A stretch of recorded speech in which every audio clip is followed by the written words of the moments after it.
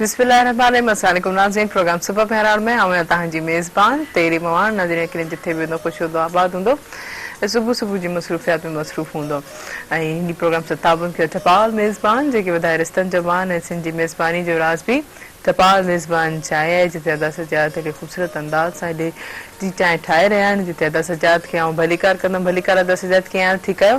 अदा सजाद जी ड्रेसिंग सां बिल्कुलु यकीन लॻे थो त थधि जेको आहे बाक़ाइदा के सां जेकी आहे अची वई आहे त यकीन असांखे जेके आहे थधि जे हवाले सां बि जेको आहे केयर करणु घुरिजे। ॾिसो हालांकि हैदराबाद में केतिरा त कोरोना जा केसिस जेके आहिनि पॉज़िटिव थींदा पिया वञनि।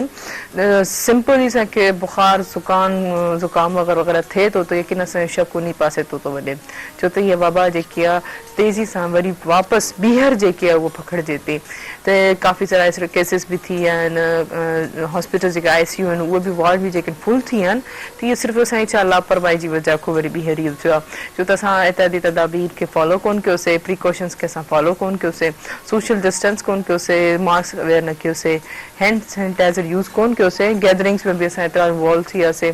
उन में कंहिं शइ जी बि असां जेके आहे एतिरी तदाबीर या SOPs खे फॉलो न करण जी वजह खां ही केसिस हिन महिल ताईं एतिरो रेशो हाई अलर्ट हैदराबाद थी वियो आहे त ख़ुदा जेको आहे इन सभु शयुनि खे ॾिसो ऐं ख़ासि ख़ैर ख़ैरियत सां जेको असांजो स्कूल सिस्टम जेको आहे एजुकेशन सिस्टम वरी बहाल थी वियो आहे हुन करे त वरी उन ते ॿीहर इफेक्ट पए।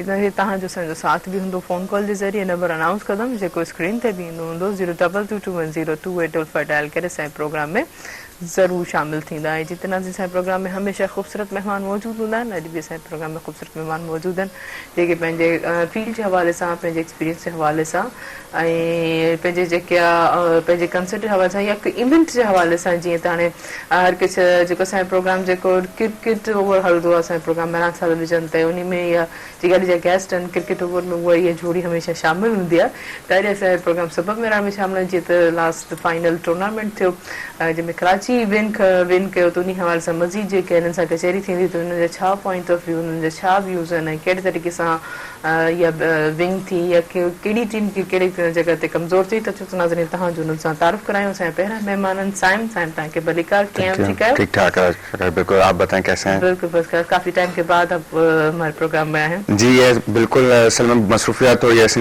मैचेस भी चल रहे थे, हम खुद भी खेल रहे होते हैं तो इस वजह से टाइम नहीं निकल सक रहा था आने का, तो इस वजह से नहीं आ सक रहे थे। सही जैसे जीअं मूं जोड़ी जी ॻाल्हि कई त असांजो जेको आहे स्पोर्ट्स में जेके आहिनि प्रोग्राम हलंदो आहे त उन में इहे पेयर थियल हूंदो आहे त उन पेयर जे हवाले सां यकीननि उन पेयर जो बि आऊं हींअर तारुफ़ कराईंदुमि। असां मेरा टेलीविजन जो जीअं हिसो बि आहिनि हमेशह जेको क्रिकेट जे हवाले से तबसरो बि कंदा आहिनि। असांजो प्रोग्राम सुबुह में में अचो त नाज़रीन तव्हांजो हुन सां बि तारुफ़ करायूं। जुनेद मेंबर तव्हांखे भलीकार कीअं आहियो? ठीकु आहियो? थैंक यू, बिल्कुलु ठीकु। तव्हां ॿुधायो तव्हां कीअं? ठीकु आहियो? बिल्कुलु ठीकु ठाक। यकीन ॾाढी ज़बरदस्त क़िस्म जी ड्रेसिंग सां लॻे थो सियारो बि अची वियो आहे। थधि जेको हा सियारो अची वियो आहे। 2 ॾींहं खां पोइ माना जॾहिं ॾियारी जीअं थी आहे तीअं सीउ ज़ोर वरितो आहे तमामु।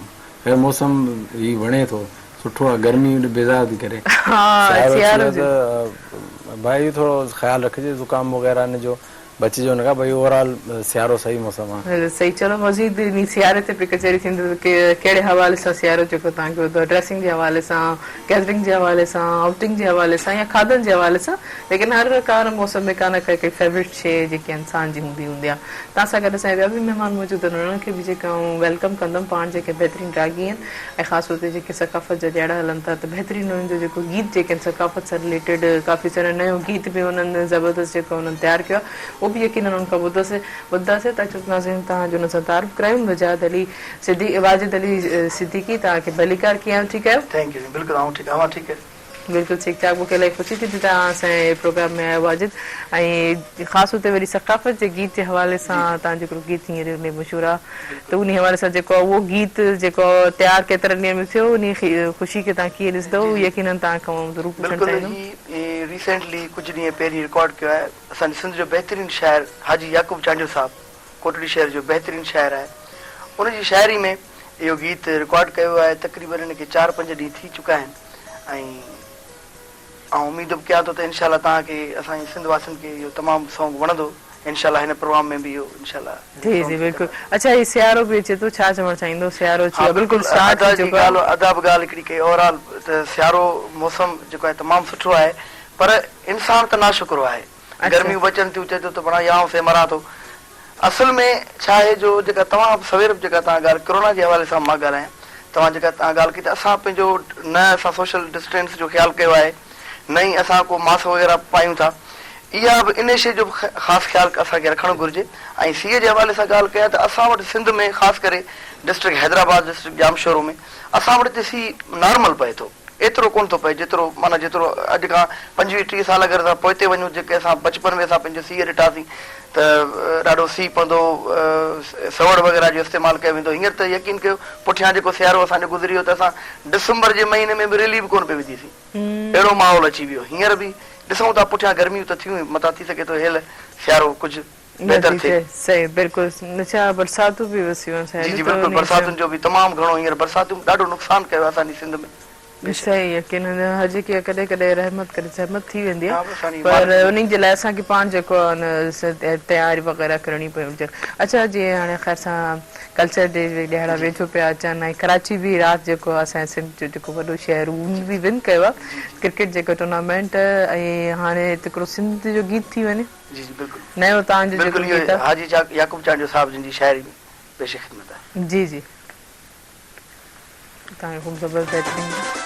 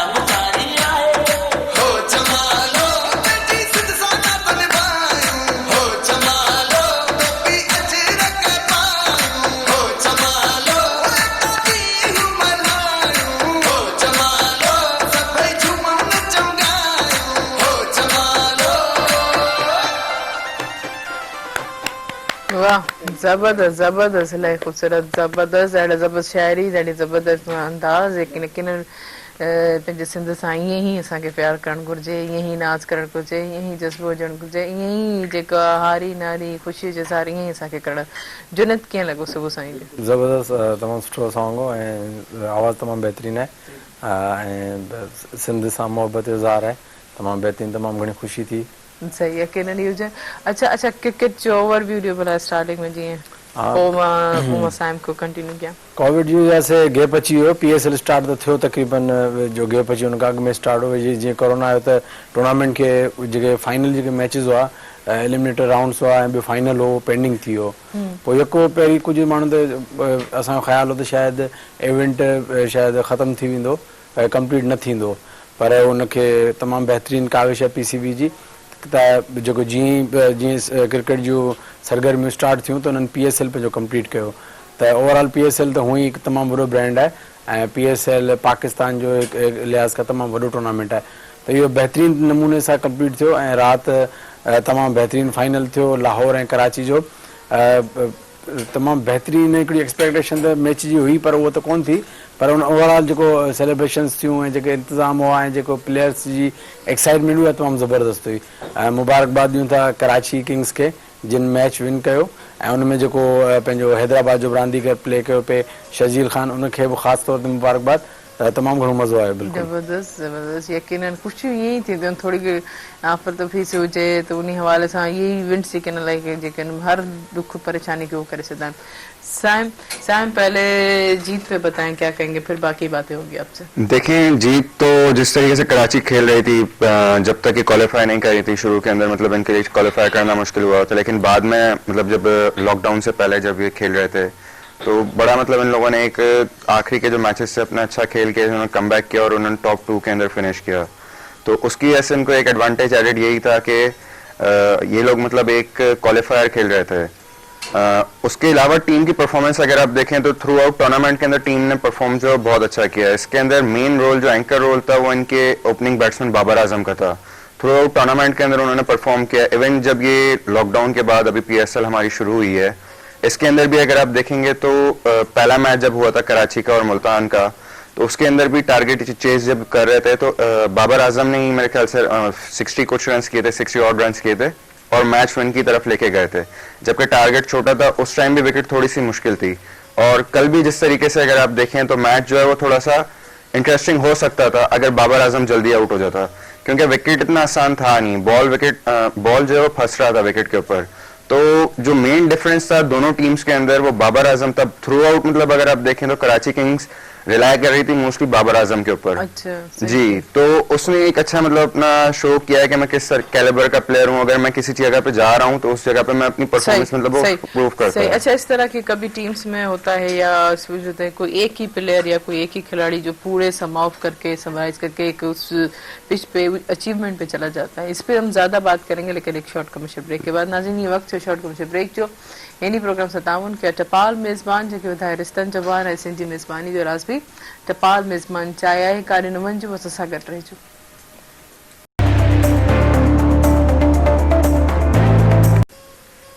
वेलकम बैक नाज़रीन प्रोग्राम से ताउन किया टपाल मेज़बान जेके ॿुधाए रिश्तनि जवान ऐं सिंधी मेज़बानी जो राज़ बि टपाल मेज़बान चाहे आहे जेके हीअं असां सभु इंजॉय पिया कयूं ऐं तव्हांजो असांजो साथ बि हूंदो। फ़ोन कॉल जे ज़रिए नंबर अनाउंस कंदमि जेको स्क्रीन ते बि ईंदो हूंदो 02221028025 डायल करे असांजे प्रोग्राम में ज़रूरु शामिल थींदा। जी जुनेद, काफ़ी अप एंड डाउन्स रहिया आहिनि मैचिस जे हवाले सां। जीअं तव्हां बि ॻाल्हि कई त कराची जेको आहे फर्स्ट टाइम जेको विन कयो आहे, त इहे कीअं एतिरी थी हिकिड़े प्लेयर सॼी माना टीम खे खणी हलियो? छा ॿियर प्लेयर्स में न ईअं कोन, हिकिड़े प्लेयर खे क्रेडिट सिर्फ़ु कोन, हिकिड़ी टीम पूरो कॉम्बिनेशन हूंदो आहे। हा बिल्कुलु, बाबर आज़म तमामु बहितरीनु बैटिंग कई, ख़ासि तौर ते राति जो हिकिड़ो त एक्सपेक्टेशन जेका हुई क्राउड जी पूरे पाकिस्तान जी या पूरे जेके बि शाइक़ीन क्रिकेट जी हुई त वॾो स्कोर ठहंदो। छा त इन में हिकिड़ो थोरो फॉल्ट आहे क्रिकेट जो जेको इंतिज़ामिया हुई, विकेट अहिड़ो न ठाहिणु घुरिजे आहे। तव्हां हमेशह अहिड़े इवेंट में जेको आहे क्राउड एक्साइटमेंट ॾिसणु चाहींदो आहे, छक्का चौका ॾिसणु चाहींदो आहे। हम एक्सपेक्टेशन हुई त अहिड़ी पिच हूंदी जेको 200 जे क़रीब स्कोर ठहंदो ऐं जेको चेस बि थींदो त इन में ई मज़ो ईंदो आहे। पर इन टाइप जी विकेट ठाहिण जी कंटिन्यू कंदमि, हिकिड़ी कॉल रिसीव करे वठां। हेलो अस्सलाम वालेकुम। हेलो, शायद कॉल ड्रॉप थी। जी जी त मतिलबु अहिड़ी विकेट ठाहिणु घुरिजे जिन ते हाई स्कोरिंग थिए हा त मज़ो अचे हा, पर उन में मैच इंट्रस्टिंग ज़रूरु थिए हा। छो त जेका बैटिंग जेका लाहौर कई तमामु स्ट्रगल कयो, तक़रीबन ओवरऑल सभिनी बैट्समैन स्ट्रगल कयो। पर जंहिंमहिल कराची चेस करण ते आई त नज़र आयो पिए जेके ॿिया बैट्समैन बाबर आज़म के अलावा उन्हनि खे अहिड़ी ख़ातिर ख़्वाह बैटिंग न कई। पर जेका बैटिंग बाबर आज़म कई, अगरि बाबर आज़म साइम वारी ॻाल्हि जेकर बाबर आज़म अहिड़ी बैटिंग न करे त यकीनन मैच इंट्रस्टिंग थिए हा। पर बाबर आज़म जो इहो ई क्लास आहे त इन मुश्किल कंडीशन में पंहिंजी बिल्कुलु का बि न रश कान की, का बि न काड़ी ग़लति शॉट न खेॾी, परफेक्शन सां खेॾियो ऐं तमामु बहितरीनु मैच विन करे कराची खे। ऐं कराची फर्स्ट टाइम विनर थियो PSL जो, त उन्हनि खे मुबारकबाद आहे। सही बिल्कुल मार्क। अच्छा साइम, ये बाबर आजम हर मैच में इतनी लाई या कुछ भी इतना इसकी अच्छी परफॉर्मेंस, इसकी वजह क्या है? देखिए बेसिकली ये जूनियर लेवल से ही बहुत ज़्यादा ना इसको मतलब ग्रूम करते हुए हैं। अंडर 15 वर्ल्ड कप ये खेला है, उसके बाद अंडर 17 टीम के साथ रहा है, फिर अंडर 19 वर्ल्ड कप का स्क्वाड का हिस्सा था 2009 के अंदर जो गया था, फाइनल खेले थे। तो इसको नीचे से जो ग्रूम करते हुए आ रहे हैं। पहली चीज़ पर बाबर आजम मतलब अभी जुन्नी भाई ने भी एक बात की, मैं उसमें थोड़ी सी ऐड कर देता हूँ कि एक प्लेयर नहीं होता, आपकी पूरी टीम होती है 11 बंदों की ना। तो 11 बंदों के अंदर उसके अंदर दूसरे जो प्लेयर्स थे वो थोड़ा थोड़ा परफॉर्म कर ही रहे थे, उनके साथ जो ये एक वो प्लेयर था जो एक्स्ट्राऑर्डिनरी परफॉर्म कर रहा था हर मैच के अंदर इनको स्टार्ट लेके दे रहा था। तो क्रेडिट इस तरीके से बाबर आजम को ज्यादा जाता है कि उन्होंने हर मैच के अंदर ये आपको परफॉर्म करके दिया, कराची को एक स्टेबल बेस बना के दी, जिसके बाद उन्होंने कैरी ऑन किया और मैच विन किए। दूसरी चीज है, कल रात को भी बाबर आजम तो बहुत अच्छा खेले, नो डाउट उन्होंने 65 रन किए, लेकिन उनके साथ जो एक दूसरे ओवरसीज प्लेयर थे चैडविक वॉल्टन, उन्होंने भी बड़ा अच्छा परफॉर्म किया, उन्होंने बहुत अच्छी बैटिंग की, स्टे करके विकेट के ऊपर खेले, तभी कराची जो है मतलब मैच जीती है। तो ये बहुत सारी चीजें ऐसी होती हैं जो मतलब एक प्लेयर को आप किसी को भी क्रेडिट नहीं दे सकते, आप सिर्फ उसको अप्रिशिएट कर सकते हैं, उसकी परफॉर्मेंसेस को अप्रिशिएट कर सकते हैं, क्योंकि टीम गेम के अंदर कोई भी एक बंदा मैच नहीं जीतता, टीम जीतती है पूरी मैच। तो ये बहुत सारी चीजें होती हैं। और जहां तक आपने बाबर आजम के ग्रूम होने की बात की, तो ग्रूम का मैंने अभी जैसा आपको बताया कि वो अंडर 19 लेवल, अंडर 15 लेवल से उसको लेते हुए चल रहे हैं। अंडर 15 वर्ल्ड कप वो खेला है वेस्ट इंडीज जाके, फिर उसके बाद अंडर 17 खेला, फिर अंडर 19 जब विनिंग टीम का हिस्सा था, उसके बाद वो खुद एक बार कैप्टन रह चुका है अंडर 19 का, पाकिस्तान अंडर 19 का। फिर उसके बाद मतलब ये जब आप शुरू से ही हम लोग इसको देखते थे अंडर 19 लेवल से, तो ये इसकी ड्राइव बहुत अच्छी मारता था, कवर ड्राइव। तो आज भी अगर आप देखें तो उसी वजह से ज्यादा मशहूर हुआ, वो सॉलिड बेस बनी हुई है, पूरा प्रैक्टिस को टाइम देता है, मतलब जिस तरीके से उसको बनाया गया है, मतलब एक पाकिस्तान का ब्रांड बन चुका है। अभी हम लोग मोस्टली कंपैरिजन मतलब पाकिस्तानी अवाम एक जो भी होते हैं वो कंपैरिजन कर रहे होते हैं इसका वर्ल्ड के इस वक्त जो टॉप प्लेयर्स हैं, जिस तरह विराट कोहली है, स्टीवन स्मिथ है, केन विलियमसन है, जो रूट है, उससे कंपैरिजन किया जा रहा है इसका। तो वो कंपैरिजन इसी वजह से हो रहा है कि इसको हम लोगों ने तैयार इस तरीके से किया, पूरे तरीके से ग्रूम किया, फिर उसके बाद फौरन से हम इसको इंटरनेशनल क्रिकेट में नहीं लेके आए, हमने इसको बाद में फर्स्ट क्लास खेलने का मौका दिया, इसने फर्स्ट क्लास में इतनी अच्छी अच्छी परफॉर्मेंसेस दी हैं। उसके बाद ये जब टीम के अंदर आया तो ये इतना परफेक्ट हो चुका था, इतनी इसकी बेस स्ट्रांग हो चुकी थी, इतना मेंटली तौर पे स्ट्रांग हो चुका था कि अब इसके लिए जो दूसरे मतलब जिस जगह भी जा रहा होता है वहाँ खेलना इसके लिए इतना प्रॉब्लम नहीं होती। सही, मतलब ये ग्रूमिंग की वजह से जितना इंसान प्रैक्टिस करता है, जितना इन्वॉल्व होता है, तो उस चीज में ज्यादा एनहांस होके वो चीज वही चीज होती है कि प्रैक्टिस मेक्स परफेक्ट, ये पुरानी एक कोट ही वही इसी चीज के ऊपर अमल किया जाता है कि इसने बहुत ज्यादा एक मतलब एक्स्ट्राऑर्डिनरी मेहनत की अंडर 19 अंडर 15 लेवल से, तो अब उसका रिजल्ट हमारे सामने है।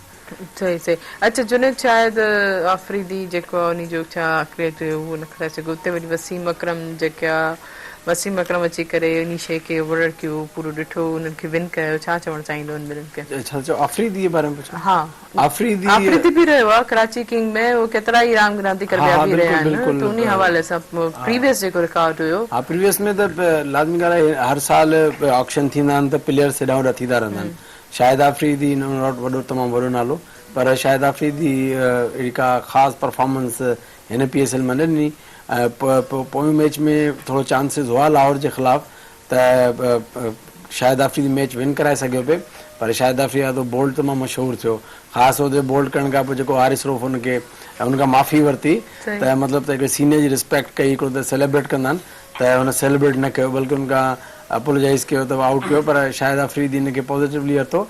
त ओवरऑल तमामु हेल्दी कॉम्पिटिशन। अगरि तव्हां वसीम अकरम जी ॻाल्हि की, वसीम अकरम कराची टीम सां गॾु हो ऐं बिल्कुलु वसीम अकरम खे बि निशो क्रेडिट वञे थो, पूरी टीम खे एज़ ए सीनियर तमामु हुननि जो तमामु वसी तजुर्बो आहे। जेके शयूं एॾा प्लेयर सालनि में न सम्झी सघंदा आहिनि, हू पंहिंजी हिकिड़े चंद लम्हनि में सम्झी वेंदा आहिनि त हिन प्लेयर जो छा मसइलो आहे, हिन जो कहिड़ो प्रॉब्लम आहे। नो डाउट वसीम अकरम पाकिस्तान जो तमामु वॾो नालो आहे ऐं टीम सां गॾु हुनजो हुजणु त तमामु वॾी टीम जी हौसला अफ़ज़ाई आहे। ऐं यकीनन इन जो क्रेडिट जेका जीत जो क्रेडिट कराची वसीम अकरम ॾे बि वञे थो, छो त कोचिंग स्टाफ में गॾु वेठो। उन खां अलावा इन टाइम ते असांखे यादि करणु घुरिजे डीन जोन्स, जेको टीम सां गॾु कराची किंग्स सां ऐं उनजो जेको इंतकाल थी वियो त डेथ थी वियो तक़रीबन महीनो 1.5 महीनो पहिरीं, त उनखे बि टीम जो क्रेडिट वञे थो, तमामु घणी हुन महिनत कई टीम ते, त हिननि बि राति जेका जीत ई पंहिंजी डीन जोन्स जे नाले कई। सही सही वनो यकीन उन्हनि खे वो पेश कनि ते उन्हनि जी बि जेकी महिनत हुयूं, यकीन अहिड़ा इंसान कुझु कमु करे वेंदा आहिनि त पोइ बाद में यको यादि रखी वेंदा आहिनि। अच्छा वाजिद, तव्हां मैच ॾिठो राति? न मूं न ॾिठो मैच जो केतिरो इंट्रस्ट आहे, केतिरो मैच। मां पाण फास्ट बॉलर थी रहियो आहियां पंहिंजी ज़िंदगी में। ज़बरदस्त। हा जेका 15-20 साल पहिरीं क्रिकेट जो बि शौक़ु हुयो, क्रिकेट बि खेॾीसीं, पर वरी जॾहिं हिन शौक़ में आयासीं त वरी हू थोरो वरी माना थोरो बैक थी वियो। छो जो माण्हू हिकिड़ो ई को बि कमु करे त हिकिड़ो ई करे न। बाक़ी बचपन जो शौक़ु मुंहिंजो क्रिकेट जो, मां असांजे वटि हिते शाहिद कमराणी नालो सुठो आहे, असांजे कोटड़ी जो बहितरीनु क्रिकेटर आहे, त उन सां गॾु हूंदा हुआसीं, उन्हनि जी टीम में फास्ट बॉलर हूंदो हुउसि। बसि हाणे इहो बि वक़्तु हुयो हिकिड़ो सर हर कंहिंजे लाइफ जा फेज़िस हूंदा आहिनि, उन फेज़ खे छॾियो। शाहिद कमराणी यकीनन सुठो प्लेयर हुयो। तव्हां शाहिद कमराणी खे कीअं था ॾिसो, किथे था ॾिसो? शाहिद कमराणी सम्झो त सिंधी प्लेयरनि में उनखे को क्रेडिट वञे थो त चई सघो था त पहिरियों सिंधी क्रिकेट जेको पाकिस्तान लेवल ताईं खेॾियो, पाकिस्तान अंडर 19 खेॾियो, पाकिस्तान ए खेॾियो ऐं तमामु बहितरीनु प्लेयर। स्टिल हाणे मतिलबु हू क्रिकेट खां थोरो जेका फर्स्ट क्लास क्रिकेट खेॾण हाणे चांसिस बंदि थिया आहिनि, न त मोस्ट सीनियर प्लेयर ऐं तमामु बहितरीनु प्लेयर, तमामु वॾो नालो। ऐं कंहिं टाइम ते त हिकिड़ी ॻाल्हि मशहूरु बि आहे त जॾहिं वेस्ट इंडीज़ में अंडर 19 खेॾणु वियो त वेस्ट इंडीज़ वारा सभु थोरो जीअं तव्हांखे ख़बर आहे ब्लैक हूंदा आहिनि, हीअ सम्झो त खेॾियो पाकिस्तान जी टीम में पे, पर लॻो जहिड़ो हीअ बि वेस्ट इंडीज़ जो हुजे। हिनखे चयो हूंदो बाबा तूं हाणे पाकिस्तान न वञ, तूं हिते रही पो, असां सां गॾिजी खेॾ। सो बहरहाल इहा ॻाल्हि मशहूरु आहे, पाण ख़बर कोन्हे इहो वरी कॾहिं हुनखां तस्दीक बि त बाक़ी इहा ॻाल्हि सही आहे न। बहरहाल इहा ॻाल्हि मशहूरु ज़रूरु आहे त वेस्ट इंडीज़ वारनि हुनखे चयो तूं हितां असांजे तरफ़ां खेॾ, पर हिन जो नाम पंहिंजे मुल्क तरफ़ां खेॾंदसि। नो डाउट तमामु बहितरीनु प्लेयर, तमामु वॾो नालो सिंध जो शाहिद कमराणी। कुझु अहिड़ा प्लेयर थी वेंदा आहिनि त यकीन सुठो। अच्छा उन्हनि खे अॻियां अचण खे कीअं था ॾिसो? कंहिंखे? उन्हनि जे अॻियां अचण खे शाहिद कमराणी खे? शाहिद कमराणी अनफॉर्चुनेटली उन मंज़िल ते न रसी सघियो जंहिंजो ख़्वाबु हूंदो आहे त पाकिस्तान खेॾिजे ऐं उनखे कंटिन्यू उनखे कजे, पर पाकिस्तान खां हिकु लेवल घटि ताईं उहो सॼी क्रिकेट खेॾियो, फर्स्ट क्लास क्रिकेट खेॾियो। उनखां अलावा तव्हांजी पाकिस्तान ए खेॾियो, उनखां अलावा पाकिस्तान अंडर 19 खेॾियो। त इहो बिल्कुलु इहो कंहिं टाइम ते होप कई पई वई त शाहिद कमराणी ज़रूरु पाकिस्तान टीम खेॾंदो, पर अनफॉर्चुनेटली इन जे पोयां कुझु अहिड़ियूं शयूं आहिनि जेके असां अक्सर डिस्कस कंदा आहियूं त कहिड़ियूं वजूहात आहिनि जंहिंजे करे असांजो प्लेयर उन लेवल ते नथो रसे। इन जूं रीज़न्स इहे बि आहिनि त असांखे वॾे में वॾो जेको इशू आहे न, फाइनेंशियली प्रॉब्लम तमामु घणा आहिनि, छो त जंहिं महिल माण्हू उन टाइम ते रसनि था जंहिं टाइम ते पंहिंजी फैमिली खे फाइनेंशियली सपोर्ट जी ज़रूरत हूंदी आहे, उन टाइम ते पोइ इहा शइ कंटिन्यू करणु तमामु मुश्किल थी वेंदी आहे। हिकिड़ो अगरि प्लेयर अर्निंग करे पियो, पंहिंजी फैमिली खे सपोर्ट करे पियो, ऐं लाज़मी प्लेयर खे ख़ुदि बि पंहिंजो ख़्यालु रखिणो आहे, हुनजा ख़र्चा आहिनि। क्रिकेट एतिरी सस्ती रांदि कोन्हे। तव्हां हींअर अंदाज़ो लॻायो त क्रिकेट जो अगरि सुठो हिकिड़ो बैट वठिजे उहो ऑलमोस्ट 50,000 जो आहे, त हिकिड़ो बैट आहे। हिकिड़े नॉर्मली बैट्समैन जेके प्रोफेशनल आहिनि उन 2 या 3 बैट हूंदा आहिनि, त इन मां अंदाज़ो लॻाए केॾी हिकिड़ी एक्सपेंसिव गेम आहे जंहिंमें तव्हांखे मुसलसल एतिरो पैसो खपे जो तव्हां माना पंहिंजी क्रिकेट कंटिन्यू कयो। प्लस में वरी माण्हू जंहिं महिल उन लेवल ते अचे थो जो फैमिली तव्हां ते डिपेंड हुजे त फैमिली खे सपोर्ट करियो। त असां लाइ असांजे हिकिड़ो तमामु घणो इहो प्रॉब्लम रहियो आहे, असांजे ख़ासि तौर ते हैदराबाद ऐं लाड़काना रीजन में असांजा डिपार्टमेंट्स कोन्हनि। असांजा हींअर ख़ैर पूरे पाकिस्तान में बंदि थी विया, उन टाइम जी ॻाल्हि जॾहिं पूरे पाकिस्तान में डिपार्टमेंट हूंदा असांजो प्लेयर मतिलबु पैसनि जे लाइ मतिलबु रहिजी वेंदो, हुनजो फाइनेंशियली इशूज़ थींदा हुआ, जंहिंजे करे क्रिकेट खां साइड थी वेंदा। वालेकुम सलाम। अभी तरीन से आयो? बिल्कुल ठीक ठाक बाबू जा। केर किथा का पे तारुफ कराइंदा? सरमंद चंदा रेगुलर कॉलर प्यारो। अमा के बलिकार प्रोग्राम से पेराड़ में किने खुशी थी ता सब प्रोग्राम में शामिल थियो। प्रोग्राम ॾिसो पिया छा चवण चाहींदा? जी अभी प्रोग्राम ॾाढो भलो आहे, सफ़ा बहितरीन आहे। महिरबानी, ठीकु आहे, वॾी महिरबानी। तव्हां असांजे प्रोग्राम में शामिल थियो, मूंखे इलाही ख़ुशी थी। नाज़रीन वक़्तु थियो शॉर्ट कुझु ब्रेक ते। हिन प्रोग्राम से तावन कयो तपाल मेज़बान, जेकी वधाए रिश्तनि जो मान ऐं सिंधी मेज़बानी जो राज़ बि तपाल मेज़बान चाहे आहे। काॾे न वञिजो, असां सां गॾु रहिजो।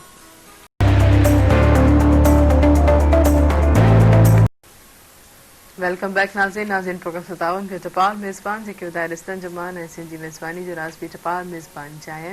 अच्छा साहब, ये जो लॉकडाउन के बाद कंटिन्यूसली भी मैचेस स्टार्ट हुए हैं, ये किस तरह से एक तो फिर दोबारा इनिशिएटिव स्टेप उठाया गया, और दूसरा ये जो कलंदर टीम थी लाहौर कलंदर, तो इस हवाले से ओवरऑल जो उसका पस नज़र है, उसकी परफॉर्मेंस है, उस पर क्या कहेंगे?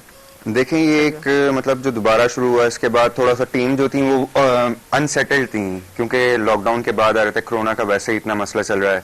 अब जो टीम फेवरेट्स थी, मतलब जब टूर्नामेंट चल रहा था उस वक्त टीम फेवरेट आ रही थी मुल्तान, लेकिन जब लॉकडाउन के बाद ये मैचेस शुरू हुए हैं तो आप देखें मुल्तान के 2 प्लेयर्स जो मेन प्लेयर टीम के साथ चलते हुए आ रहे थे, वो दोनों प्लेयर्स कोरोना की ऐसे पॉजिटिव होने की वजह से यहाँ नहीं पहुंच सके, जिसमें एक मोइन अली थे और दूसरे जेम्स विंस थे, तो वो उनको एक बड़ा नुकसान हुआ। उसके बाद आप देखें तो मुल्तान की टीम जो है दोनों मैच हार गई। पहला मैच अपना कराची के अगेंस्ट हार गई, जबकि पहला मैच आपका जो हुआ है कराची और मुल्तान का वो क्वालिफायर, वो बहुत अच्छा मैच हुआ है। वो मैच टाई हुआ था, बाद में वो सुपर ओवर पे चला गया था। तो मैचेस जो बाद के अंदर हुए हैं तो ये बड़ा मतलब थोड़े से टीम्स का जो सेटअप था वो थोड़ा सा डिस्टर्ब हो गया था। कराची को भी एक बड़ा लॉस हुआ डीन जोन्स की सूरत के अंदर, क्योंकि डीन जोन्स वो थे जो कराची को इतना ऊपर तक लेके आए थे। मैनेजमेंट जो होती है मतलब कोई भी टीम की, वो बहुत मतलब टीम को ऊपर लाने के अंदर उसका बहुत हाथ होता है। आप देखें डीन जोन्स, वसीम अकरम जब इस्लामाबाद के कोच थे तो पहले साल ही वो लोग फाइनल जीते, फिर अभी कराची के कोच बने तो कराची की भी फाइनल जीत गई है। उसके अलावा अगर आप टीम्स की परफॉर्मेंसेज देखें तो अगर ये हो रहा होता तो पॉसिबिलिटी थी कि लाहौर कलंदर्स भी मैं फाइनल जीत सकती थी, क्योंकि लाहौर कलंदर्स उस वक्त बहुत अच्छी फॉर्म में आ गई थी। वो अपने लास्ट 5 में से 5 मैच जीती थी। उसकी मेन रीजन थी बैंड डंक फॉर्म में था। अब गैप के बाद जब प्लेयर्स आ रहे थे तो उनकी एबिलिटीज तो उनके अंदर थी, लेकिन वो उस तरीके से परफॉर्म नहीं कर सक रहे थे। अब आप देखें पीछे 2 मैचेस जो लाहौर कलंदर्स खेली है, 3 मैच, उसके अंदर उनके बैंड डंक ने परफॉर्म नहीं किया, जबकि मोस्टली ये लोग रिलाय कर रहे थे बैंड डंक के ऊपर। उसके अलावा जो इनके ओपनिंग बैट्समैन थे उसमें तमीम इकबाल आ गए, बड़ा एक अच्छा मतलब उनको मिल गया था तमीम इकबाल की उसमें। लेकिन ऑल इन ऑल अगर आप देखेंगे तो ऑल इन ऑल सारे मैचेस के अंदर, सारी टीम्स के अंदर कोई ना कोई चेंज इस तरह हुई थी कि जो उनको नुकसान हुआ है। कराची किंग को एडवांटेज ये था कि कराची किंग के जो प्लेयर्स, लोकल प्लेयर्स थे, वो इस तरह के थे, मतलब जो पाकिस्तानी नेशनल थे, वो एक स्टेबल प्लेयर्स थे, जिसमें आपके मोहम्मद आमिर थे, इमाद वसीम थे, बाबर आजम थे, जो कंटिन्यूसली यहाँ पे सारी क्रिकेट खेलते हैं, पाकिस्तान में भी खेलते हैं, उनको थोड़ा सा आइडिया होता है। दूसरी टीम्स में भी थे, इवन उसमें भी थे, पेशावर में भी थे, लेकिन वो स्पेशलिस्ट T20 नहीं थे। स्पेशलिस्ट T20 होना थोड़ा सा एक डिफरेंट होता है, फिर वनडे फॉर्मेट के प्लेयर्स होना अलग होता है, फिर आपके ओवरसीज प्लेयर्स जो होते हैं उनका कंट्रीब्यूशन जब आप उन दोनों सबको मिलाते हैं तो फिर एक कॉम्बिनेशन बनता है और फिर आप एक टीम लेके जाते हैं। सही। अच्छा जुने ता छा चवण चाहिंदो नी सटी गाल दे आप बिल्कुल साईं जी गाल बिल्कुल सही है। जमल ता जी जो सिचुएशन जो कोविड का पेरी हुआ मुख्तलिफ हुई, एकड़ा प्लेयर्स फॉर्म में हुंदा, क्रिकेट पूरो गेम इन जो टच में हुंदो ना, तो उहा शइ अलग हुंदी है। बैंड डंक जी गाल की तमाम बेहतरीन बैटिंग कई पे, पूरी टीम के मथे खणी आयो। त जी एकड़ो मूंखे दोस्त क्वेश्चन पुछो त छा त तव्हां चओ जेको पहिरियों मैच जमल थियो, त मुंहिंजो हींअर कुझु नथो थी सघे जेसि ताईं 1-2 मैच नथो थिए। हाणे जेके 5-6 महीना पहिरीं जेके फॉर्म में हुआ उहे आउट ऑफ फॉर्म थींदा, जेके फॉर्म मां निकितल आहे उहे फॉर्म में अची विया आहिनि, त पूरो चेंज थी वियो। त उहो ई नज़र आयो जंहिंमहिल मैचेस स्टार्ट थिया त काफ़ी प्लेयर जेके पहिरीं जिन सुठो परफॉर्म कयो पिए उहे वरी परफॉर्म न पिया करे सघनि, वरी जेके ॿिया हुआ वधि में वधि फ़ाइदो जो कराची गंज जो ई पियो त जेके कराची में जेके लोकल प्लेयर्स पाकिस्तान जा हुआ उहे कंटिन्यूसली क्रिकेट खेॾिया पिया, उन्हनि जो उन्हनि भरपूर फ़ाइदो वरितो, ख़ासि तौर ते बाबर आज़म उन तमामु बहितरीन। उन खां पोइ अलावा क्रेडिट ॾिबो जेके पाकिस्तानी यंग बॉलर्स हुआ जेके लोकली कराची मां खेॾिया पिए, उन्हनि तमामु राति ज़बरदस्त बॉलिंग कई। ऐं मतिलबु आमिर खे बि राति ॾिसे त इकनॉमिकल काफ़ी स्कोर लॻो, पर ॿिया जेके लोकली बॉलर हुआ उन्हनि तमामु बहितरीन बॉलिंग कई। ऐं लाहौर खे बिल्कुलु अगरि लाहौर चाहे हा इन जीअं आमिर ते अगरि 4 ओवर में उन्हनि 38 रन्स कंसीव कयूं आहिनि, त अगरि ॿियनि बॉलर्स ते बि ईअं ई अगरि रन्स कंसीव कंदा त अगरि अञा बि जेकर 150 ताईं टारगेट थी वञे त मैच तमामु ज़बरदस्त थिए हा। त क्रेडिट उन्हनि बॉलर्स खे बि ईंदो, तमामु बहितरीन बॉलिंग कई कराची वारनि।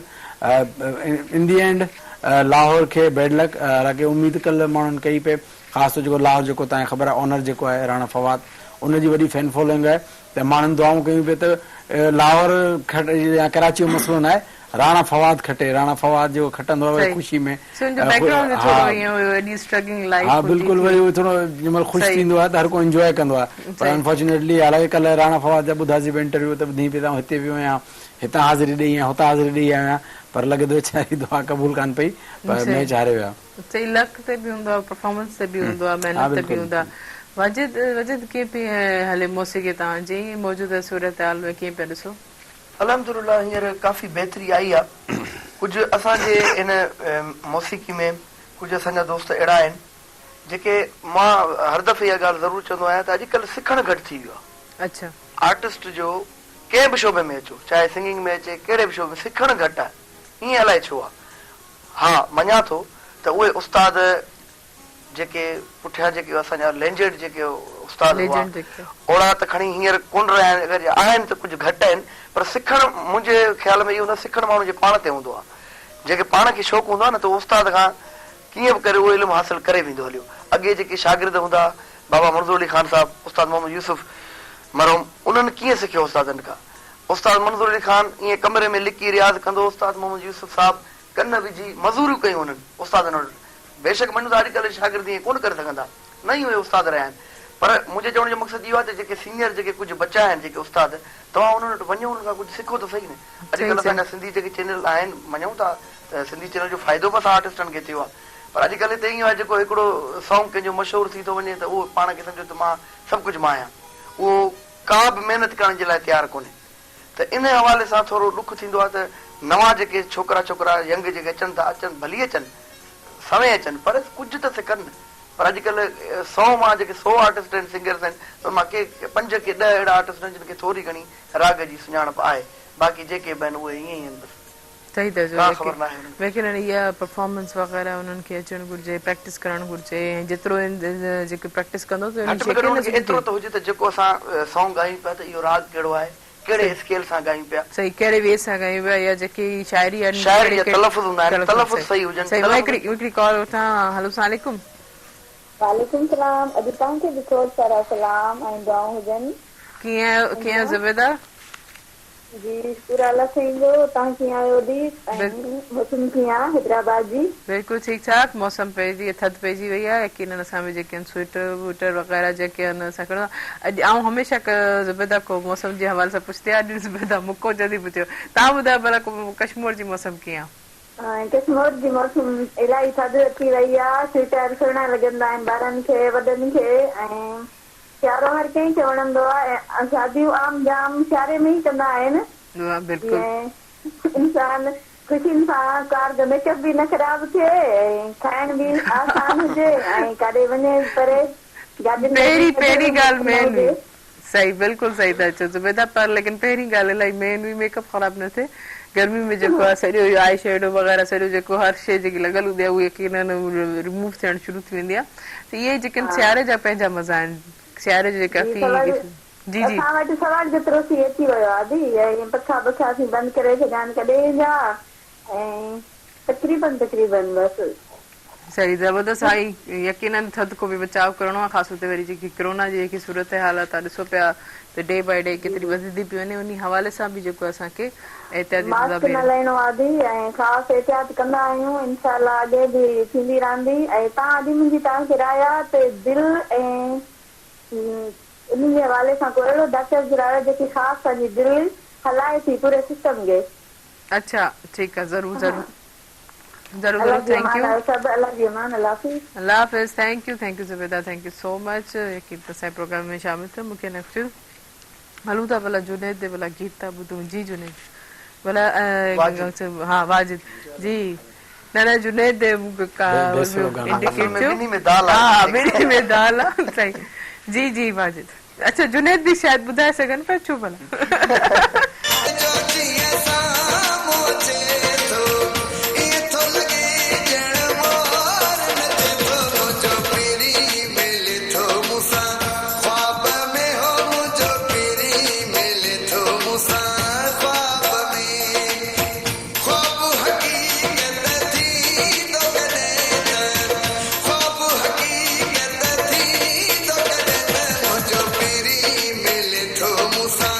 ख्वाब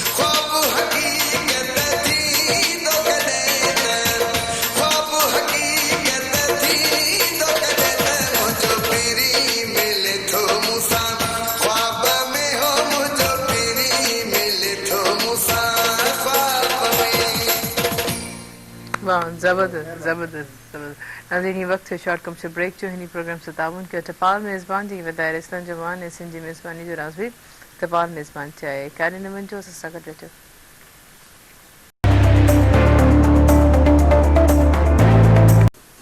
वेलकम बैक नाज़रीन प्रोग्राम से ताउन के टपाल मेज़बान जी वदायर इस्लाम जवान एसिन जी मेज़बानी जो राज़वी टपाल मेज़बान चाहे तव्हांजे साथ भी फ़ोन कॉल के ज़रिए नंबर अनाउंस कंदमि जेको स्क्रीन ते बि ईंदो 022210288 डायल करे असांजे प्रोग्राम में ज़रूरु शामिल थींदा। जी त नाज़रीन यकीन इवेंट्स लाइफ जा ईंदा रहंदा आहिनि, अप एंड डाउन लाइफ में थींदो रहंदो आहे, लेकिन कुझु अहिड़ा इवेंट्स हूंदा आहिनि जेके इंसान पंहिंजी लाइफ में हमेशह जेकी यादि रखंदा आहिनि। उहो छा कोई अगरि उनजी फील्ड सां रिलेटेड हुजे, जीअं क्रिकेटर आहे या कोई सिंगर आहे ऐं या ई सां हवाले स्पोर्ट्स जे हवाले सां काई बि जेकी फील्ड हुजे उहे इवेंट्स थियणु ज़रूरी आहिनि। तिन सां छा थिए थी त ॿारनि जी इवन त असांजे स्कूल्स में जीअं तव्हां ॾिसो था त स्कूल जे हवाले सां त हितां कंजस्टेड जेको माहौल ॾिनो वियो हूंदो आहे त स्पोर्ट्स जेका फिज़िकल एक्टिविटीज़ न थी वञनि थियूं त 2x2 जेको क्लासरूम्स हूंदा आहिनि, ना ई उन्हनि खे आउटडोर त अहिड़ी का एक्टिविटीज़ या ब्रेक टाइम में को उन्हनि खे अहिड़ो स्पेस मिलियो पियो हूंदो आहे। त इहे सभु शयूं असांजे पेरेंट्स आहिनि सभिनि खे सोचणु घुरिजे। हालांकि कोरोना जी जेका वरी स्टार्ट वरी ॿीहर जेकी लहर जेकी वरी थिए पई त ॿारनि खे बि असांखे उन हवाले सां ई एहतियाती तदाबीर या प्रिकॉशन्स या ख़ैर ॼण उहे ॿार सभु स्कूल्स वञनि पिया त स्कूल्स में बि स्कूल्स जी पूरी रिस्पॉन्सिबिलिटी आहे त उहे एहतियाती तदाबीर ते सख़्ती सां फॉलो कनि, इलाही सख़्ती सां। ॿारनि खे जेको शेयरिंग करण खां मना करणु, टीचर्स जी पहिरीं वॉच आउट करणु, उन्हनि खे रिस्पॉन्सिबिलिटी थियनि। अगरि इवन के हू गॾु वेठा आहिनि या मास्क नथा वेयर करनि त उन्हनि खे बि ॾिसणु घुरिजे त गॾु वेहणु न घुरिजे, ॿारनि खे सोशल डिस्टेंस या 5 या 6 फुट जे फ़ासिले ते उन्हनि जी सिटिंग कराइजे। हिकिड़ी कॉल मौजूदु आहे, कॉल रिसीव कंदमि। हेलो अस्सलाम वालेकुम। वालेकुम सलाम। अजी कहिड़ा हाल आहिनि? ठीकु ठाक आहे?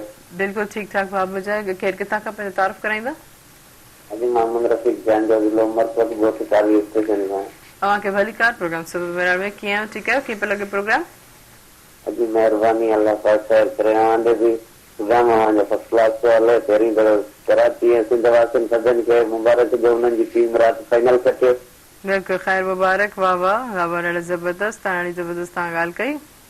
हाणे दुआ कयो त चयो था प्रोग्राम असांजो कीअं लॻो? अॼु प्रोग्राम तव्हांजो हूअं ई अॻे मूं असांखे ॿुधायो त जंहिंजो नालो ई महिराण जे हवाले सां आहे फर्स्ट क्लास। ईअं थो लॻे तव्हां ऐं महिमान सभई अजरक ते जीअं फुलड़ी सुहिणी लॻंदी आहे न, ईअं लॻे थो।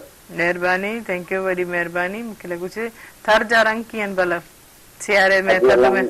अल्हम्दुलिल्लाह फर्स्ट क्लास। थर हींअर भला लॻी पई आहे। अलाह साईं राम तूं जाम वसायूं। फसल ॿिया सुठा थिया आहिनि, मालिक साईं जी महिरबानी आहे, गंज लॻा पिया आहिनि। माशाअल्लाह ज़बरदस्त ज़बरदस्त। अलाह ईअं ई जेको सभु खे ख़ुशि न सॼे असांखे असांजे सदाईं ख़ुशि हुजे। भली ख़ैर अदा जुनैद खे ख़ुशी वॾी वॾी वॾी महिरबानी। जुनैद सां कोई सवाल आहे छा? बस जुनैद खां सवाल कयो आहे, इहो ई आहे दादी अहिड़ो असांजो सिंधी क्रिकेट में ईंदो या रुगो ईअं ॿुधंदा रहंदासीं नाला हिननि जा?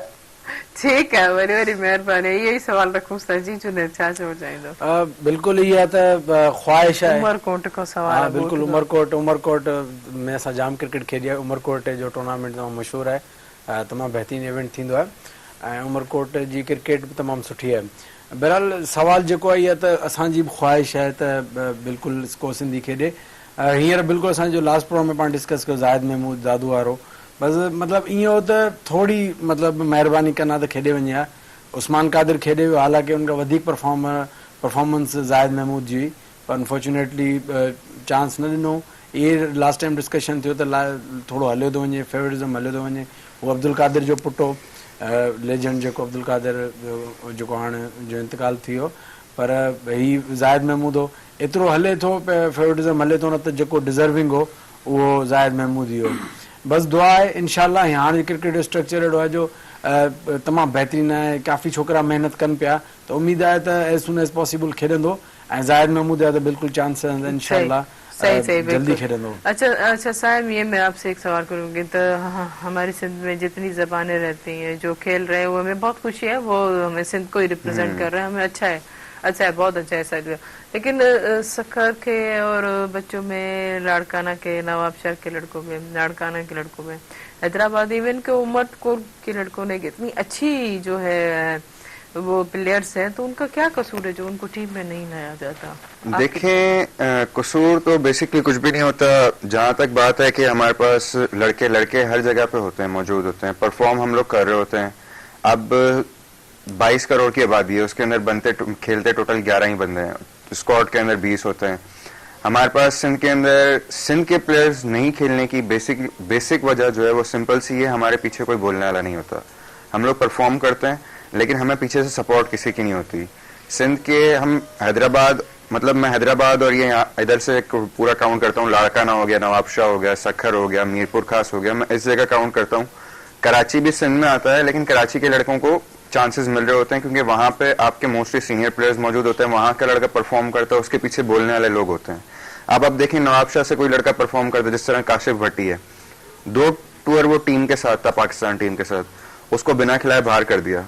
क्या कसूर था उसका कसूर सिंपल से इतना है कि उसके पीछे कोई बोलने वाला नहीं है। जाहिद महमूद सबसे ज्यादा परफॉर्म किया इस 2020 में भी, नेशनल T20 में भी, लास्ट T20 में भी। क्यों नहीं खेला आगे? क्योंकि उसके पीछे कोई बोलने वाला नहीं है। वहां पे जो सिलेक्शन कमेटी में लोग बैठे होते हैं वो बोलते हैं इनकी एज जो है वो ज्यादा हो गई है, 33 साल का है, 31 साल का है। आप मिसबा की मतलब अगर एज कंपैरिजन अगर किसी प्लेयर का करेंगे तो मिसबा ने भी 34-33 साल की उम्र में कमबैक किया था। ऑस्ट्रेलियंस अपने प्लेयर्स का जो डेब्यू करवाते हैं वो काफी प्लेयर्स ऐसे होते हैं जिनका 30 की एज के क्रॉस करने के बाद करवाते हैं, क्योंकि वो एक्सपीरियंस हो जाते हैं, उनको पता लग जाता है। अब इसी तरह नुमान अली हैं, हैदराबाद के, लास्ट ईयर उन्होंने पूरे पाकिस्तान में टॉप किया डोमेस्टिक में 4 डे क्रिकेट में। इस साल भी उनके जो है वो 3 मैचेस के अंदर सबसे ज्यादा आउट हैं, पाकिस्तान के अंदर टॉप पे हैं, लेकिन उनको भी नहीं खिलाया जा रहा। क्यों? क्योंकि उनके पीछे कोई बोलने वाला नहीं है, उनकी सपोर्ट में कोई नहीं है। शाहिद कामरानी की जिस तरह अभी भाई बात कर रहे थे कि वो आगे तक गए, नहीं खेले, वो भी इसी वजह से नहीं खेले। हमारे हैदराबाद, हमारे सिंध के, जिसमें लड़काना, नवाबशाह, सखर, मीरपुर, काफी सारे प्लेयर्स ऐसे हैं जो पाकिस्तान लेवल पर रिप्रेजेंट कर सकते थे हमारी टीम, मतलब सिंध के लिए रिप्रेजेंटेशन दे सकते थे, लेकिन उनको प्रॉपर्ली चांस नहीं दिए जाते। जिनको दिए जाते हैं उनको बहुत जल्दी फारिग कर दिया जाता है। अब उसी के अंदर अगर आप देखें तो एक शर्जील वाहिद प्लेयर है हमारा जो यहाँ से खेलता हुआ गया और वो थोड़ा टाइम टीम के साथ रहा है। बाकी उसके अलावा जो आपके सिंध के रिप्रेजेंट कर रहे थे, कराची को हटा के, मैं कराची को हटा के इस वजह से बार बार कह रहा हूँ क्योंकि कराची के अंदर आप देखें आपके पास पीछे बोलने वाले बहुत प्लेयर्स होते हैं, मतलब जो आपके सीनियर प्लेयर्स होते हैं, जिस तरह आपके कोचेज होते हैं, वो प्लेयर्स को सपोर्ट करते हैं। जब उनका टाइम आ रहा होता है, उनकी लॉबी बनती है, तो वो अपने प्लेयर्स को खिलाना शुरू कर देते हैं। अनफॉर्चुनेटली हमारे पास ये मसला होता है कि हमारे पास यहाँ से ऊपर जाके बोर्ड में बैठने वाला बंदा कोई भी नहीं होता, मतलब कोई हमारी रिप्रेजेंटेशन नहीं दे रहा होता वहां पे। तो वहां पे हमारी बात करने वाला, हमारे लड़कों को सपोर्ट करने वाला कोई बंदा नहीं होता। और अगर कोई चला भी जाता है, इत्तफाकन अगर कोई चला भी जाए, तो वो उस तरीके से उनसे बात नहीं कर सकता क्योंकि वो आपको बात नहीं करना देते, सही से, क्योंकि उन्होंने इतना टाइम वहां पे गुजारा होता है। अच्छा जुनेद अच्छा जुनेद माइक सिर्फ हिकिड़ो छा कयां, हिकिड़ो मैच त एटलीस्ट खेलाए सघनि था उन्हनि खे, हिकिड़ो ॿ मैच कंटिन्यू कंदसि न। हिन हिकिड़ो चवंदा आहिनि शेर उर्दू मशहूर है, हमें तो अपनों ने लूटा, गैरों में कहाँ दम था, मेरी कश्ती डूबी थी वजह पानी कम था। असां सिर्फ़ु हुननि खे ॾोह आहे न कि असां ख़ुदि बि पंहिंजे ॾोह खे एक्सेप्ट कयूं। PSL जो ब्रांड आहिनि, छा असां ॾे को अहिड़ो कोन्हे जेको PSL जो ब्रांड लॉन्च करे?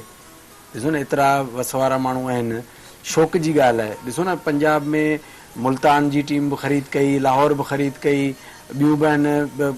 असां ॾे केरु बि अहिड़ो कोन्हे मर्द मुंहिंजा जो अॻियां अचे सिंधी क्रिकेटरनि लाइ, असांजे क्रिकेटरनि लाइ PSL जो ब्रांड वठे, असांजा लाज़मी PSL ब्रांड वठंदा, तव्हांजा वधीक न खेॾनि, 4 खां 5 या 6 7 प्लेयर त तव्हां पंहिंजा इन कराए सघो था न, जंहिंमहिल तव्हां टीम जा मालिक हूंदा हो, हलो हुनखे बि छॾियो। सिंध गवर्नमेंट जो छा रूल आहे, हीअ त साइम ॻाल्हि की त असांजी बैक कोन्हे, बैक केरु कंदो, बैक कंदा हिकु गवर्नमेंट ऑफ सिंध कंदी या जेके वस वारा माण्हू बैक कंदा। हिकिड़ो सिंपल क्वेश्चन आहे, काशिफ भट्टी जो नालो वरितो, काशिफ भट्टी 2 टूर खां पाकिस्तानी टीम सां गॾु हो, ठीकु आहे, सोचियो हिकिड़ो महीनो पहिरीं जेको प्लेयर टीम सां गॾु हुजे उन प्लेयर जो नालो हींअर 35 में कोन्हे, रीज़न छा आहे, जंहिं प्लेयर खे तव्हां चांस बि कोन ॾिनो, 20-25 ॾींहं में टीम सां गॾु हो, तव्हां बग़ैर खेॾा हुनखे टीम खां ॿाहिरि करे छॾियो। पर ॾुख कहिड़ी ॻाल्हि जो आहे, हिकु बि ऑफिशियल एहतिजाज रिकॉर्ड न करायो। छा सिंध असेंबली फ्लोर ते हिकिड़ो माण्हू बीहो नथे चई सघे त बाबा नवाब शाह जो छोकिरो काशिफ भट्टी आहे, हुनखे तव्हां छाजे करे टीम खां ॿाहिरि कढी छॾियो, तव्हां वधीक नथा चई सघो, एतिरो त प्रोटेस्ट करे सघो था, भाई हमारा लड़का है काशिफ भट्टी, नवाब शाह का टीम के साथ है, परफॉर्मर है, आप उसको क्यों नहीं खिला रहे, आपने उसको 35 से बाहर कर दिया। चले आजा एक सेकंड, नुमान अली हैदराबाद का कायजम ट्रॉफी आपका सबसे बड़ा इवेंट है, जिसमें कि नुमान अली पाकिस्तान का नंबर 1 बॉलर है। 2019 2020 आपने पूरी 6 टीमें बनाई, पूरे बोला कि पूरा टैलेंट है हमारा, उस टैलेंट में नुमान अली अभी 3 मैचेस में 25 आउट हैं, लेकिन आपने उनको कंसीडर 35 में भी नहीं किया। मत फिर आपने ये कायजम ट्रॉफी का ड्रामा फिर बंद कर दें। अगर आपने कायजम ट्रॉफी के परफॉर्मर खिलाने नहीं है तो फिर ये ड्रामेबाजी किस चीज की है, आपको खिलाने अपने ही है तो फिर ये बंद कर दें, आप अपने बस लिख लें खिला दें ना। एक सिंपल क्वेश्चन है, क्या 20 में ना जगह बने, 15 में ना बनेगा, 35 में भी जगह नहीं बनती टॉप बॉलर की। नोमान अली एक बॉलर 2 साल टॉप करे, आप उसको 35 में भी नहीं खिलाओ, फिर पीछे जो लड़के मेहनत कर रहे हैं हम ट्रॉफी में परफॉर्म करेंगे, पाकिस्तान खेले, फिर वो किसको देके परफॉर्म करेंगे, मेहनत करेंगे, वो कहेंगे नोमान भाई को नहीं खिलाया, नोमान भाई ने इतने आउट किए, हमें कहां से खिलाएंगे। सिंपल ॻाल्हि है ना, तव्हां जो काशिफ भट्टी आहे टीम में 2 ओवर गॾु खणंदा हलो, हुनखे खेॾायो नथा, तव्हांजी पंहिंजी बादशाही आहे, तव्हांजी मर्ज़ी आहे, तव्हां उस्मान कादिर खेॾायो, ज़ाहिद महमूद खे न खेॾायो, तव्हांजी पंहिंजी मर्ज़ी आहे। पर ॾुख न ॻाल्हि जो आहे, जेके करता धरता आहिनि, जेके वेठा आहिनि, उहो हिकिड़ो कुझु कुझु त सही बात मां असांजे जेके वेठा आहिनि, जेके बि सिंध असेंबली में हिकिड़ी करारदार त पेश कनि, बाबा छो नथा खेॾायो, चलो अॻु में भला चवंदा अहिड़ो को परफॉर्मर कोन्हे, असीं अॻु में ॻाल्हि कंदासीं, चवंदा कहिड़ो किसको खिलाए, कौन सा ऐसा प्लेयर है जो परफॉर्मर है, चलो छोड़ दी, हम वो बात छोड़ दी। अभी ये जो परफॉर्म कर रहे हैं, नोमान अली परफॉर्म नहीं कर रहा, काशिफ भट्टी नहीं कर परफॉर्म कर रहा, ज़ाहिद महमूद नहीं कर रहा, आपको खिलाना नहीं है, फिर पो बहाना खोड़, जब तव्हां खेॾाणो ना पो बहाना खोड़, केमल ही बहानो केमल वो बहानो, भाई उन्हनि जी पंहिंजी मर्ज़ी है। जी कुछ कहना चाह रहे थे आप? नहीं, मैं यही कहना चाह रहा था, जुनैद भाई ने बहुत अच्छी मतलब सारी बातें सही कही, बस एक चीज जो मुझे थोड़ी सी अजीब लगी कि सिंध असेंबली के फ्लोर के ऊपर बात करें। देखें क्रिकेट जो डिफरेंट चीज है, आप उसको अगर पॉलिटिकली देखेंगे, सिंध अगर आएगा तो वहां से पंजाब आएगा, वहां से खैबर पख्तूनख्वा आएगा, वहां से बलूचिस्तान आएगा, हर कोई बोलेगा कि हमारी रिप्रेजेंट बलूचिस्तान के कौन से लड़के खेलते हैं, खैबर पख्तूनख्वा के कौन से खेलते हैं, काफी परफॉर्मर मैं आपको दिखाऊं। मैं ये बात किस लिए कर रहा हूँ, आप असेंबली को नहीं लेके आ सकते, बात सिर्फ ये है कि क्रिकेट एक डिफरेंट सिनेरियो है, आप क्रिकेट बोर्ड से आप कंप्लेन करें, क्रिकेट के ऑफिशियल से कंप्लेन करें। मैं ये बात इसलिए कर रहा हूँ, मैं इसलिए कर रहा हूँ, एक मालिक ही नहीं है ना, कौन बात करेगा, आप कोई ऑफिशियल बताओ। नहीं, मैं आपकी बात समझ रहा हूँ, मैंने आपसे यही बात कही कि आपने जो बातें कही वो सही कही, लेकिन इसमें सिंध असेंबली का काम नहीं है। देखिए, आप सिंध असेंबली के फ्लोर पर नहीं जा सकते, 70 साल का मसला है ना, आप 60 साल का रखें, 50 साल, 70 साल, 80 साल का रखें, आप सिंध असेंबली को बीच में लेके आ रहे हैं, मतलब पॉलिटिक्स बीच में लेके आ रहे हैं। आप सिंपल अगर ये बात कर रहे हैं तो खैबर पख्तूनख्वा के कितने लड़के हैं, चले आप मोहम्मद परफॉर्म करता है, ठीक है, खैबर पख्तूनख्वा के कितने लड़के मैं आपको गिनूंगा, मैं उनकी साइड नहीं ले रहा, लेकिन जिस तरह हमारे पास परफॉर्मर है उनके पास परफॉर्मर नहीं है, ठीक है। बात आप क्रिकेट वाली करेंगे, क्रिकेट के ऑफिशियल्स हमारे साथ सपोर्ट नहीं कर रहे। नहीं, मैं इसकी वजह क्या है, इसकी वजह ये हमारे ऑफिशियलों में वो दम नहीं है ना जो बात करेंगे। ऑफिशियल मैं आपकी क्या बोला, आपकी बात बिल्कुल नवाब शाह का सेक्रेटरी अगर बात करेगा कौन, वही तो बात नहीं, आप इतने पावरफुल बने तो सही। भाई लड़काना का सेक्रेटरी हैदराबाद की बात सुनेगा कौन? समराइज करती हूँ तो कि ये कह है कि इस चीज को यकीनन कोई बोलने वाला भी तो हम जिसकी बात में दम भी हो ना, जी जिस चीज को जो अगर ॻाल्हाए सके तो नीचे खे इनिशिएट करे जो वो स्टेप खयो वञे। मैं सिंपल सी चीज में बताना चाह रहा हूँ, मेरी बात थोड़ा सुने और समझें। अब एक क्रिकेटर बंदा जो ऑफिशियली डिस्ट्रिक्ट के मतलब एसोसिएशन चला रहा होगा ना, वो जाके बात करेगा एक अलग होगी। अब यहाँ से चल के अगर मैं इनको जाके बोलूं कि भाई आप जाके यहाँ से करें, तो ये क्या करेंगे? अगर वो ये कह रहे हैं कि वो जाके बात करेगा, किसे करेगा? वो भी इन लोगों को ही करेगा। ये वो इन लोगों से थोड़ी करेगा। अब देखें इदारा अलग है, पीसीबी एक अलग इदारा है, अलग इदारा है। में जुनेद के सपोर्ट करे न तो उनमें शोएब अख्तर सपोर्ट करे फर्क है। वसीम अकरम हिकिड़ो कंहिं प्ले जे सिर्फ एतिरो बयान ॾेई छॾे त हिनखे छो न कंसीडर कयो वियो त उनजो मिसबाल किथे प्रेशर पवंदो आहे। ठीकु आहे न, असांजा ऑफिशियल जेके आहिनि, जेके जिन जो घर में केरु नथो ॿुधे त उन्हनि जी हुते केरु ॿुधंदो? आउं चवां त अहिड़ो को माण्हू फैमिली में बि थींदो आहे, अहिड़ो माण्हू ॻाल्हाईंदो जंहिंजे ॻाल्हाइण में दम हूंदो त उनजी कुझु ॻाल्हि क्या थींदी न। असल बात साईं पता है, असल बात ये है कि हम ये बचपन से सुनते आ रहे हैं कि सिंधी को खिलाना नहीं है, सिंधी ना खेला है ना खेलेगा, तो हम उस चीज को सपोर्ट कर रहे हैं कि भाई अगर अभी ऐसा कोई प्लेयर है तो उसको सपोर्ट करें, एक ऑफिशियली सपोर्ट हो कि ऐसे फ्लोर से सपोर्ट होती है, क्यों नहीं होती? ऐसी काफी मामलात होते हैं, फ्लोर से बात होती है, हम मामला ना सही था कि यकीनन अहिड़ी शइ थिए त असां पाण जेकर ॾिसो को बि इशू थींदो आहे त असां सभु उथी करे बीह रहंदा आहियूं, इन ॻाल्हि ते ॻाल्हाइण लाइ त हीअं ना इंसाफ़ी आहे, ना जाइज़ी छो थी थिए। हालांकि असांजो को कंसर्ट कोन्हे, असां सिविल सोसाइटी जा माण्हू आहियूं, सिविल आहियूं, कोई 9 to 8 वारी जॉब कंदड़ वारा आहियूं, कंहिंजो इशू थिए त कोई मसइलो थिए तो यकीनन फील तो थिए न, असां सां नाइंसाफ़ी थिए थी, असांजी सिंधियुनि प्लेयर सां नाइंसाफ़ी थिए थी, त उन ते असां आवाज़ उथारियूं। त इहो न आहे त कंसर्ट थी करे, लेकिन जेको पावरफुल इंसान हूंदो, जेके इख्तियार हूंदो, जेके कमांड हूंदो, यकीनन उहो चवंदो त उन ॻाल्हि ते वज़न हूंदो। यकीनन जहां जुनेद ॻाल्हि बिल्कुलु सही पिया कयो। इहे अच्छा इहे सभु शयूं यकीनन कमु थींदियूं। तव्हां छा चवणु चाहींदव ॻाल्हि ते? चलो मां ब्रेक वठां थी, ब्रेक खां पोइ कंटिन्यू था कयूं। वक़्तु थियो शॉर्ट कमर्शियल ब्रेक जो। इन प्रोग्राम 57 कया चपाल मेज़बान जेके ॿुधाए रिश्तनि जो मान ऐं सिंधी मेज़बानी जो राज़ बि चपाल मेज़बान चाहिया है कारी न वञो, असां सां गॾु रहिजो।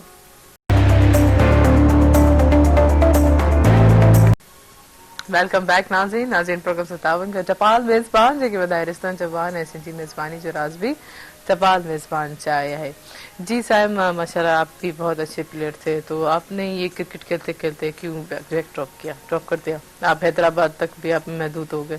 देखें, उसका बेसिक रीजन ये था कि हम कंटिन्यूसली मैं परफॉर्म करता रहा था, परफॉर्म कर करके मतलब इतना परफॉर्म किया, हर जगह पे हर लेवल पे मैं खेला, मैंने परफॉर्म किया, मेरा पाकिस्तान 19 के लिए कैंप के लिए नाम आया। अनफॉर्चुनेटली वो टूर कैंसिल हो गया। फिर इवन लास्ट जो सीनियर डिस्ट्रिक्ट हुई थी उससे पहले मुझे 3 साल इन्होंने बाहर कर दिया विदाउट एनी रीजन, जबकि उससे पहले वाले साल भी मैंने परफॉर्म किया हुआ था। फिर दोबारा इन्होंने कम बैक करवाया, उसमें मैंने पाकिस्तान में टॉप कर दिया, पाकिस्तान में 2nd नंबर 3rd नंबर पे फिनिश किया था एज अ विकेट कीपर। उसके बाद जब आगे जाने का टाइम आया, ट्रायल्स पे गया, तो वहाँ फिर मैं बाहर हो गया, मतलब मुझे आगे कंसिडरेशन में नहीं लेके पर ये इस पे आपने कुछ कहा नहीं, इशू नहीं किया, कुछ आवाज नहीं उठाई कि भाई क्यों? देखें, आवाज तो हर जगह पे मैंने उठाई, मोस्टली मतलब जो देखें ये जो सिनेरियो होता है ना, ये आपको जो डिस्कस कर रहे होते हैं वो आप सिर्फ अपने क्रिकेट के लोगों से डिस्कस कर सकते हैं। अगर आपका बाहर का बंदा कोई आपके लिए बोलता है तो उसको बोल के ये चुप करवाया जा सकता है कि आपको क्रिकेट के बारे में पता नहीं है।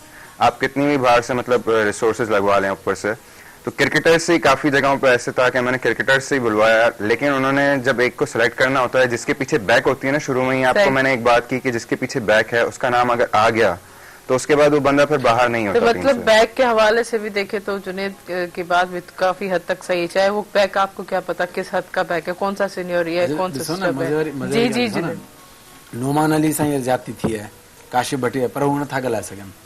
हुनखे ख़बर आहे अगरि असां हींअर ॻाल्हाईंदासीं, हू ख़ुदि अगरि ॻाल्हाईंदा पंहिंजे बारे में त हू हुननि खे मतिलबु साइड करे छॾींदा। हीअ हिकिड़ो जुर्म आहे हिकिड़ो ॻाल्हाइण, असां हुनजे बारे में ॻाल्हायूं था, हू वीचारा ख़ुदि नथा ॻाल्हाए सघनि। मे बि को वक़्तु अचे हू बि ॻाल्हाइनि त असां सां नाइंसाफ़ी थी हुई, छो त अहिड़ा प्लेयर्स काफ़ी आहिनि जेके हाणे था ॻाल्हाइनि, जिन सां 15-15-20 साल में ज़्यादतियूं थियूं, हाणे जंहिंमहिल हू पूरे सिस्टम खां आउट थी विया आहिनि, हाणे हुनजी ॻाल्हि दम न आहे, हाणे हू चवंदा असां सां हिते ज़्यादती थी, असां सां हिते ज़्यादती थी, पर हाणे केरु थो ॿुधे? अच्छा, न ॻाल्हाइण जी वजह? न ॻाल्हाइण वजह ॾिसो पीसीबी सां पंगो वठणु, हिकिड़ी दुश्मनी वठणु। देखें, बात करने हाँ आप करो, सॉरी कंटिन्यू करो। मतलब कि पंगो वरितो न, तव्हां हिकिड़ो दुश्मनी वरिती, मिसाल तव्हां हिकिड़ो चीफ सिलेक्टर ख़िलाफ़ तव्हां ॻाल्हायो त मूंखे सिलेक्ट कोन कयो, त हू त हिकिड़ो तेश में अची वेंदा न। देखें, इसकी बड़ी सारी काफी इशू थींदा आहिनि, आवाज उथारंदा, पंजाब में ॻाल्हाईंदा, कोई भी नहीं बात कर सकता। देखें, ये हम लोगों के यहाँ पे सिर्फ थिंकिंग होती है कि बात कर सकते हैं।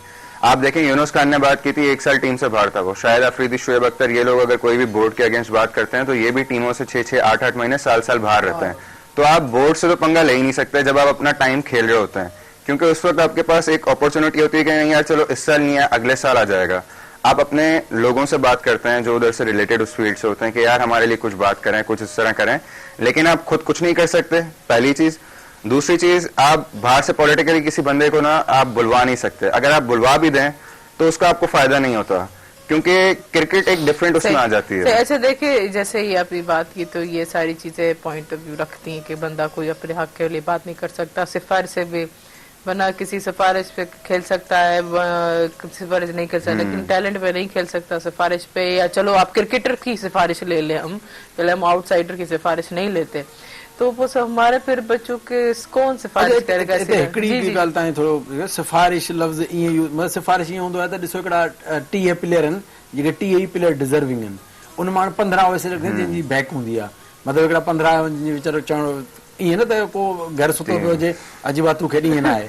प्लेयर उहे सभु अच्छा, इन में सभु खां जो बहितरीन जेको केरु बैक कंदो आहे न उहो तव्हांजी सीनियर क्रिकेटर्स आहिनि, उनजी महिल बैक कंहिंजे अॻियां अची वेंदी आहे न त उहो प्लेयर पोइ तक़रीबन सुठे टाइम अच्छा, तो पोइ माना ही जेके सीनियर प्लेयर्स आहिनि उन्हनि जी शायदि नज़र नथी पए हिन पासे, या तो शायदि जेके आहिनि असांजे पंहिंजो को अहिड़ो प्लेयर उते वञी बीठो कोन्हे जो सपोर्ट करे। मूं तव्हां सां इहा ॻाल्हि कई त PSL जो ब्रांड असां ॾे कोन्हे। ॾिसो न, तव्हांजो नोमान अली सां मुंहिंजी बग़ावत ख़ुदि कचहरी थी, टियों ॾींहुं कचहरी थी, मूं उनका वजह पूछी, उनजो यार जुने में बात ये है कि मैं जहाँ परफॉर्म कर रहा हूँ वो टीवी पे नहीं आ रहा, कायज़म ट्रॉफी, अब किसी को पता नहीं कि नोमान अली पूरे पाकिस्तान में टॉप कर रहा है। अब जो PSL का मैच वो टीवी पे आ रहा है, वहां पे कोई बॉलर 1-2 विकेट ले लेता है, वो नाम हो जाता है उसका। तो हिकिड़ो इहो बि हिकिड़ो इशू आहे, हिकिड़ो असांजो अगरि PSL ब्रांड पंहिंजो हुजे, असां पंहिंजनि प्लेयर खे कंसीडर कयूं, असां हुन जा ॻाल्हि करियां पोइ इहा ॻाल्हि कयां। इहे सभु हाई लेवल ते इश्यूज़ जेके वसी रखण वारा आहिनि इहे ई करे सघनि था, ज़रूरी न आहे को क्रिकेट सां कंसर्ट हुजे। जीअं तव्हां ॾिठो आहे इशू आहे न, इशू छा आहे, इशू आहे हिकिड़ी तव्हांजी प्रॉपर बैक छा आहे, या त तव्हां अहिड़े जगह अहिड़े प्लेटफॉर्म ते परफॉर्म कयो जो पूरी दुनिया ॾिसे, सोशल मीडिया पावर आहे, मीडिया जो पावर आहे, जंहिंमहिल तव्हां ॾिसो था PSL में हिकिड़ो प्लेयर परफॉर्म करे थो त कंसीडरेशन में अचे थो, या त तव्हां जहिड़ी बैक हुजे, जीअं मिसाल जीअं जेके लेजेंड्स आहिनि, शोएब अख्तर आहे, वसीम अकरम आहे, इन टाइप जेको प्लेयर जंहिंमहिल कंहिं प्लेयर जी बैक करे थो, या कंहिं बॉलर खे ठप चवनि था त यार he is very good bowler ऐं ही ज़बर बहितरीन बॉलर आहे, इनखे कंसीडर करणु घुरिजे, त इन शइ जो तमामु घणो ज़ोर पए थो। त अनफॉर्चुनेटली असांजा छा थियो आहे, असांजे जेके हैदराबाद ऐं लाड़कान रीजन सां कराची जो जेका साइम क्लियरिफिकेशन की बहितरीन कई, कराची जो नालो इन करे नथा खणूं त कराची में राशिद लतीफ़ आहे, मोइन खान आहे, जावेद मियादाद आहे, ज़हीर अब्बास आहे, यूनिस खान आहे, शाहिद आफरीदी आहे, हू कंहिं प्लेयर खे छॾी नथा। अगरि कराची जो को प्लेयर परफॉर्म करे थो, हू ॻाल्हाईंदा यार इसको खिलाओ, त खिलाए हू खेॾे थो, पर अनफॉर्चुनेटली असां ॾे अहिड़ो कोई सुपरस्टार आहे ई कोन। असां ॾे अगरि मेगा सुपरस्टार अगरि खणंदा हो, उहो बि अञा ताईं जूनियर आहिनि, मोहम्मद हसनैन आहे जूनियर आहे, अहिड़ो बयान को नथो ॾेई सघे, शर्जील खान आहे, उहो अहिड़ो कोई अञा ताईं ॿिनि खां अलावा अहिड़ो को प्लेयर आहे ई कोन्हे तव्हांजे हैदराबाद। ठीकु आहे, हाणे मूं सवेरे इहा ॻाल्हि कई पई त इन जो हल छा आहे, इन जो हल आहे तव्हांजा या त हिकिड़ो PSL जो ब्रांड तव्हांजो केरु वठे, हैदराबाद जे नाले सां, लाड़काणे जे नाले सां हिकिड़ो हैदराबाद ब्रांड हुजे, उन में तव्हां पंहिंजा 5 खां 6 खां 7 छोकिरा कंसीडर कराए सघो था। नंबर ॿी ॻाल्हि, या त तव्हांजो अहिड़ो को पावरफुल माण्हू, छो तव्हांजे क्रिकेट जे हल्के में अहिड़ो पावरफुल को माण्हू आहे कोन जेको सपोर्ट करे, त अहिड़ो को माण्हू जेको सियासी ॻाल्हि ते अची विझी चवंदो सियासत विच में न आहिनि, पर अहिड़ो को माण्हू तव्हांजे ॿिए लेवल ते आहे कोन जेको सपोर्ट करे, पॉज़िटिव में सपोर्ट करे। भई हिन में छा मसइलो आहे, हिनखे तव्हां ट्राई त कयो, तव्हां काशिफ भट्टी खे 2 टीम सां गॾु रखियो, तव्हां हिनखे ट्राई त कयो, ख़बर त पए त वाक़ई बिल्कुलु ट्राई करणु घुरिजे। पर हाणे आवाज़ देती वञा, आवाज़ देती वञा, वाजिद वाला को गीत जुगाड़े करे असांखे ॿुधाए, एॾो गरम माहौल थी पियो। लाइव पेश कजे बेहतरीन मक़बूल तरीन गीत जंहिं मूंखे शोहरत ॾिनी, उहो पेश ख़िदमत आहे। जी जी। हाँ असी मुसाफिर प्यार जा, हाँ असी मुसाफिर प्यार जा, दिल असां जो देस, असां लाइ परदेस, ओ साम रुसण आहे प्रिय जो, चोरी चोरी कोई कैसा नेण मिलाए वेठो, चोरी चोरी कोई कैसा नेण मिलाए वेठो,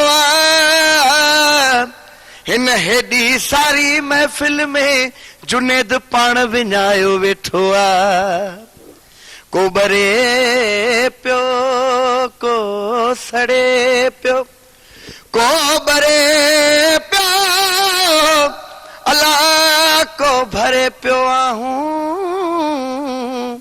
ओ तुझे पाड़े में सजी रात सुतो को कोन्हे अंगूर जो पाणिया ये तुझी जवानी अंगूर जो पाणिया ये तुझी जवानी कहरा जजीरानिया कहरा जजीरानिया ये तुझी जवानी अंगूर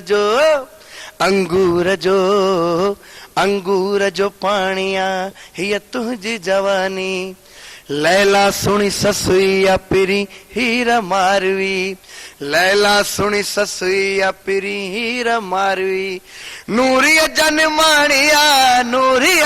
माणिया ये तुझी जवानी अंगूर जो पाणिया ये तुझी जवानी जेको ॾिसे थो तोखे सो ईअं पयो चवे जेको ॾिसे थो तोखे सो ईअं पयो चवे नई सूह समाणिया ये तुझी जवानी अंगूर जो पाणिया ये तुझी जवानी तुझो ॾिसी जो भन वहीद ईअं पियो चवे तुझो ॾिसी जो भन वहीद ईअं पियो चवे का कुर्ब कहानिया ये तुझी जवानी अंगूर जो पाणिया ये तुझी जवानी जबरदस्त रही ये कितना जुनेद के डेलीकेट भी कयो उन्होंने थोड़ा थैंक यू तो कहो इलाही दफ़ा कयो आहिस्ते बि कयां तव्हां अच्छा आहिस्ते बि कयो सही है कि ये अच्छा मैसेज भी चवंदा स्पेशली जरूरी है ये कि खुशी वन इंसान थोड़ो एक गर्म माहौल में थोड़ा पॉजिटिव सोचे अच्छा सैम खाली क्रिकेट ही देखते हैं या कोई और एक्टिविटीज भी हैं मौसीकी भी सुनते हैं उसमें इंटरेस्ट है या कोई ऐसी हॉबी आपकी नहीं मोस्टली क्रिकेट के अंदर ही टाइम गुजरता है और सॉन्ग्स तो हर दूसरा बंदा सुन ही रहा होता है किसी का कोई मूड होता है किसी का कोई मूड पे तो डिपेंड कर रहा होता है कि किस तरह का मूड है फिर उस हिसाब से जो है वो सॉन्ग्स जो हैं वो चल रहे होते हैं बाकी क्रिकेट ही चल रही है उसके अलावा मैंने MBA खुद किया हुआ है तो अभी जॉब्स के लिए भी दूसरी जगह उस पर अप्लाई करता रहता हूँ साथ साथ ये क्रिकेट चल रही होती है उसके साथ ये शोज जो होते हैं हमारे स्पोर्ट्स आवर शाम के टाइम अभी तो लॉकडाउन से पहले कर रहे थे अभी तो बंद हो गया है तो वो चल रही होती है मतलब इस तरह की थोड़ी बहुत एक्टिविटीज रहती हैं क्रिकेट के साथ साथ सही मतलब म्यूजिक से इतना कंसर्ट नहीं है नहीं मौसीकी तो रूज ही किसा हो गया मौसीकी जे क्या अच्छा सीनियर क्रिकेटर के साथ अगर बैठना हो तो उस पे आप कौन सी चीज आप डिस्कस करेंगे कौन सी जो पहला जो टॉपिक है कौन सा छेड़ेंगे कौन से मैटर पे आप बात करेंगे देखें सीनियर क्रिकेटर्स अगर देखें जो अभी खेल रहे होंगे ना तो उनके साथ तो कोई भी बात डिस्कस करना या कोई भी चीज करना हो थोड़ा सा वो नहीं है सही नहीं है क्योंकि वो खुद भी किसी के लिए बात नहीं करते अच्छा जी भले हमारे सीनियर क्रिकेटर हो फर्स्ट क्लास क्रिकेटर हो अगर वो खेल रहे होंगे स्ट्रक्चर के अंदर होंगे PCB के रूल मतलब उसमें आते होंगे तो वो PCB के अगेंस्ट तो बात करेंगे नहीं और हमारे लिए भी वो बात नहीं करेंगे आगे किसी क्रिकेटर से जो सेलेक्टर्स बन के आते हैं क्योंकि वो टोटली उनके अगेंस्ट हो जाती है अगर मैं किसी ऐसे बंदे के साथ बैठूं जो ऑफिशियल हो उसका जिस तरह हमारे पास डिस्ट्रिक्ट प्रिंसिपल है उसका ऑफिशियल हो या हमारे रीजन्स का ऑफिशियल हो तो पहली चीज तो उनको यही मैं कहूंगा कि यार आप पहले तो अपनी जो प्रॉपर टीम आपकी बन रही होती है उसका आप अपना क्राइटेरिया ऐसा रखें कि आप जो डिजर्विंग लड़का है ना वो ऊपर है आप जाके पाकिस्तान को नहीं सही कर सकते जब तक आप खुद को सही नहीं करेंगे आप अपने डिस्ट्रिक्ट को सही करें आप अपने रीजन को सही करें जब आपकी ये चीजें सही होंगी तो ऑटोमेटिकली आपको फिर आगे बात करने का भी आपके पास मौका होगा आप आगे भी बात करते हुए आपको घबराहट नहीं होगी आप जब तक अच्छा काम खुद नहीं करेंगे आप दूसरे काम अच्छा आगे एक्सपेक्ट नहीं कर सकते सही तव्हां चवणु चाहींदो ने अगरि तव्हां जो ईअं कयो के सीनियर सां वेहण जो मौक़ो मिले त कहिड़ी ख़ुशी आहे पर मां हिकिड़ो ब्रेक वठां ब्रेक खां पोइ कंटिन्यू कयूं नाज़रीन हीउ वक़्तु शॉर्ट कोर्स ब्रेक थियो इन प्रोग्राम सां ताबन कयो टपाल मेज़बान जेकी ॿुधाए रिश्तनि जो मान ऐं सिंधी मेज़बान जे रास बि टपाल मेज़बान चाहे कारे न मुंहिंजो असां सां गॾु रहिजो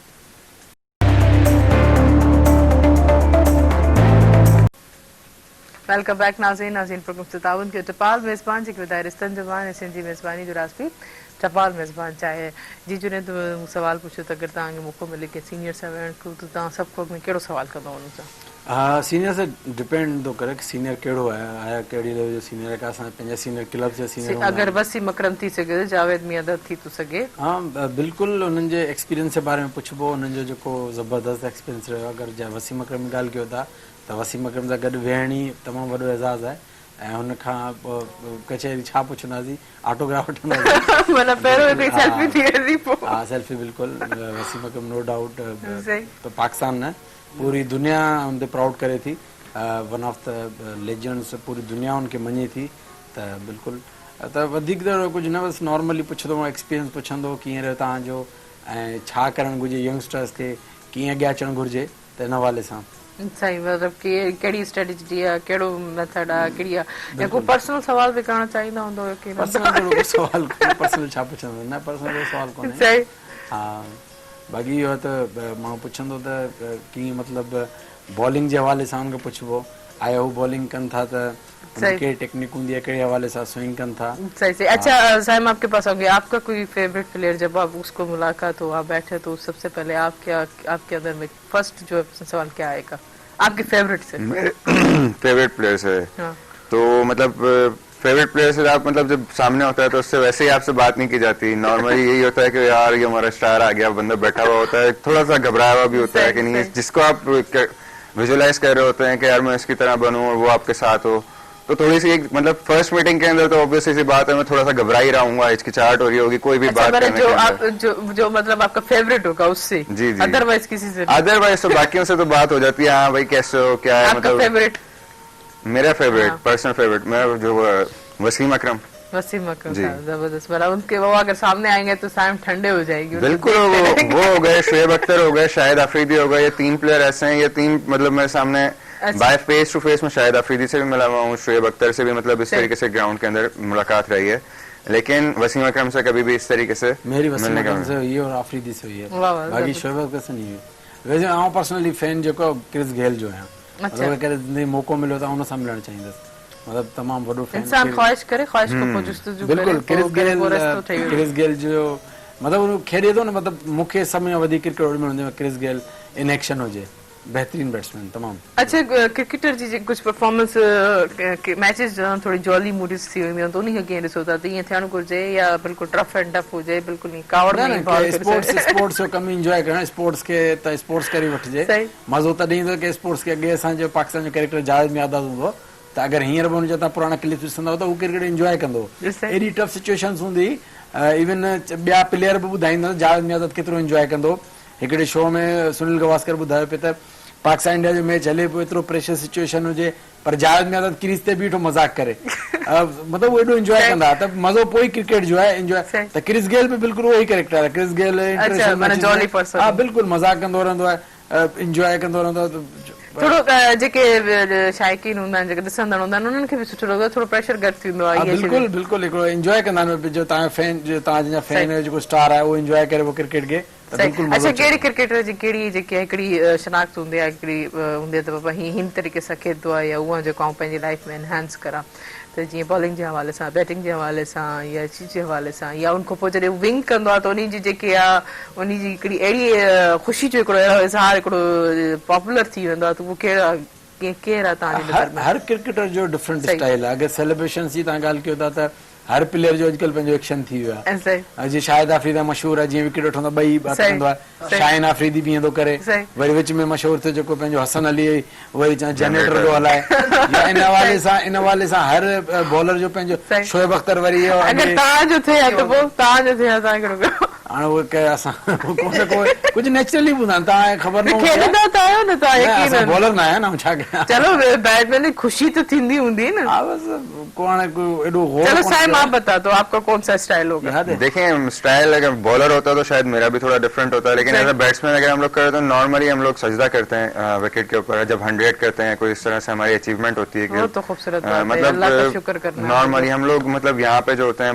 एज अ अच्छा ये बैट्समैन स्टाइल ज्यादा मशहूर होते हैं फिर? अब सो का वो नहीं स्टाइल नहीं होता ये, बेसिकली आप एक प्रे कर रहे होते हैं, थैंक्स कर रहे होते हैं नहीं नहीं वो उसके अलावा जो ये जनरेटर वाली बात है, असल में ये जो आप बात कर रही हैं सेलिब्रेशंस की, ये मोस्टली होती हैं बॉलर्स की, जो फास्ट बॉलर होते हैं उनके आप देखेंगे तो सेलिब्रेशंस मोस्टली यही लोग इन्वेंट करते हैं। सेलिब्रेशन जो स्टाइल मतलब इलाही फेमस थींदा त अगर फुटबॉल में था वञो, फुटबॉल में गोल करण खां पोइ कलाबाज़ियूं करण, क्रिकेट में भी शायद कोई हिकिड़ो अहिड़ो को आहे काउंटी क्रिकेट में को जेको ईअं करे थो शायद कलाबाज़ मुझे नालो हर प्लेयर जो अंदाज वो मोस्टली जो होती हैं ये चीजें, मतलब फास्ट बॉलर्स इस तरह के जो बॉलर, जिस तरह इमरान ताहिर है लेग स्पिनर है, वो भागते हुए जाते हैं तो वो स्टेडियम के कोने पे आखिरी पे जाके खड़े हो जाते हैं कि यार पता नहीं क्या करके आ गया। मतलब स्पिनर्स के अंदर बहुत कम इस तरह के होते हैं जो सेलिब्रेट कर रहे हो, जिस तरह इमरान ताहिर हो गए या दूसरे कोई इस तरह से हमने देखे नहीं फास्ट बॉलर्स के अंदर। तो हर किसी का एक अपना स्टाइल होता है। के वरी डिसेंट हुंदा बिल्कुल को का असां मेगरा के हमेशा ॾिठो मेगरा केतिरा बि आउट करे केॾी बि हुजे पर कॾहिं सेलिब्रेट हा बिल्कुल आउट करे बीह रहंदो, कॾहिं बि एॾो को ख़ासि का सेलिब्रेशन असां न ॾिठी। हर कंहिंजे मूड ते डिपेंड कंदो आहे, के सीरियस मूड वारा आहिनि, के जॉली मूड वारा आहिनि। चलो हमेशा खुशगवार हुजो, कॾहिं ख़ुशी तो ॿुधाओ बाक़ी बाउट जेको आउट भी थियो आहे या न थियो आहे। सही। अच्छा साहब आज आकर आज यहाँ प्रोग्राम सुबह बनाने में आके कैसा लगा? देखिए हम यूजुअली जब भी आता हूँ अच्छा ही लगता है, बड़ा अच्छा एक इन्वायरमेंट होता है साथ, मतलब जो भी गेस्ट होते हैं, मतलब एक तो जुनी भाई होते ही होते हैं, हम लोग वैसे ही प्रोग्राम्स करते रहते हैं तो हम लोगों को पता होता है कि क्या है। जो हमारे साथ तीसरे गेस्ट आ रहे होते हैं वो थोड़ा सा माहौल ऐसा कर देते हैं कि हम दोनों की वैसे भी बाद में भी मतलब ऑफ एयर भी हम लोगों की गुफ्तगू इसी तरह चलती रहती है, हम लोग साथ खेलते भी हैं तो हमारी वैसे भी काफी जगह पे इस तरह रहता है। कोई मैसेज देना चाहेंगे हमारे व्यूवर्स को? देखिए मैसेज यही कि बस क्रिकेटर्स को और जो हमारे व्यूवर्स हैं उनको यही कि यार आप हम लोगों को सपोर्ट करते हैं, हम लोग मोस्टली जो काम कर रहे होते हैं वो आप लोगों के लिए ही कर रहे होते हैं, तो ज्यादा से ज्यादा शो देखें तो जो हम लोगों को भी मतलब थोड़ा सा सपोर्ट मिले। और सही जी थैंक यू साइम आप हमारे प्रोग्राम में शामिल हुए जी। जुनैद चिकर कीअं लॻो ऐं छा मैसेज? हमेशा वांगुरु तमामु बहितरीन, तव्हां सां मिली करे ख़ुशी थी। मुर्सा भाउ जो थैंक यू, हमेशा यादि कंदो आहे, तमामु घणी ख़ुशी थी, मज़ो आयो। बाक़ी मैसेज हवाले सां अगरि मूंखां वठंदा त ॾींदुसि त जेके बि वस वारा आहिनि जेका ॻाल्हि मूं पे प्रोग्राम कयो कंदुसि त थोरो जेके हैदराबाद रीजन लाड़कान रीजन जी जेके बि जिन जे मथां मैं थोड़ी मालिकी कयो प्लेयर्स जे लाइ PSL ब्रांड अगरि केरु वठी सघे थो वठे, हैदराबाद लाड़कान जे नाले ते त पंहिंजे प्लेयर्स खे सपोर्ट करे। उन खां अलावा जेके प्लेयर जिन जो हक़ आहे पाकिस्तान खेॾण जो उन थोरी बेक कई वञे त उनखे पंहिंजो हक़ मिले। ऐं जेके बि छो ख़ासि तौर ते काशिफ भट्टी, नोमान अली, उन खां अलावा पंहिंजो ज़ाहिद महमूद इन जी मतिलबु सपोर्ट कयो त as soon as possible Pakistan team में पाकिस्तान टीम में लेकिन ईअं थिए हमेशा जेके असां सिंधी प्लेयर्स खेॾंदा आहियूं असांखे इलाही ख़ुशी थिए, उन्हनि जा अंदाज़ उन्हनि जी ख़ुशियूं जेके आहिनि असां ॾिसूं। वाजिद तव्हांखे अची करे कीअं लॻो ऐं क्रिकेटनि जी ॻाल्हियूं ॿुधी करे स्पेशल कीअं लॻो तव्हांखे पंहिंजा जेके आहिनि टाइम क्रिकेट जो यादि आयो हूंदो? महिरबानी अदी, मूंखे तमामु घणी ख़ुशी थी तव्हांजे हिन प्रोग्राम में अचण ते ऐं अदिवारनि जूं ॻाल्हियूं ॿुधी ऐं ॾाढो ख़ुशि थियुसि। हिननि जी कुझु मूंखे ख़बर न हुई, उहे बि ख़बर पयूं कुझु ॻाल्हियुनि मां। ऐं ॿियो मैसेज बि आउं ज़रूरु ॾींदुसि, मैसेज ॾींदुसि हिकिड़ो मुख़्तसिर ऐं ख़ासि करे नंढनि ॿारनि जे लाइ। मुंहिंजो मैसेज इहो आहे अॼुकल्ह जेका पबजी गेम जेका शुरू थी आहे न, अलाह करे इहा छॾनि, ॿारनि जो मुस्तक़बिल सही थिए। छो अॼुकल्ह ॾाढो इहा जेका गेम आहे अॼुकल्ह वॾा बि खेॾनि था, वॾा बि लाइ पाए शुरू थी आहे हिन गेम ते, इहा गेम छॾनि बसि, इहो मुंहिंजो मैसेज आहे। पंहिंजी पढ़ाई ते तवजा ॾियनि, जेको पंहिंजो कमु कनि था जंहिं प्रोफेशन में आहिनि उन में तवजा ॾियनि, इन गेम मां त कढनि। Thank U Ajay. लेकिन वेंदे वेंदे तव्हांखे हिकिड़ो ख़ूबसूरत जेको आहे गीत बि ॿुधासीं उसते जेको पंहिंजे व्यूवर्स खां मुखाणी करे वठा। ये तो नाज़रीन केरन हींअर तव्हां काफ़ी सारी ॻाल्हियूं ॿुधंदसि की वेंदी जेके स्पोर्ट्स जे हवाले सां या कोई पंहिंजी फील्ड जे हवाले सां इंसान जेतिरी महिनत थो करे त ठीकु आहे, लेकिन उनखे प्लेटफॉर्म बि असां मुहैया करे वठूं, या जेके बि असांजा सपोर्टर्स आहिनि या स्ट्रॉन्ग सपोर्टर्स आहिनि त उन्हनि खे पंहिंजे प्लेयर जे या पंहिंजे ख़ासि तौर ते सिंधी प्लेयर्स जे हवाले सां सपोर्ट करणु घुरिजे लाज़मी। त इनशाला जेको आहे सुभाणे वरी मुलाक़ात थी। असांजे प्रोग्राम जो वक़्त जी पुॼाणी ते पहुतो हो। इन प्रोग्राम सां ताउन कयो टपाल मेज़बान जेके रिश्तनि जो मान ऐं सिंधी मेज़बानी जो राज़ बि टपाल मेज़बान चाहे तेसिताईं पंहिंजी होस्ट तेरी मान खे ॾींदा इजाज़त, लेकिन वेंदे वेंदे हिकिड़ो ख़ूबसूरत गीत जेको आहे ॿुधायो। अल्लाह हाफ़िज़।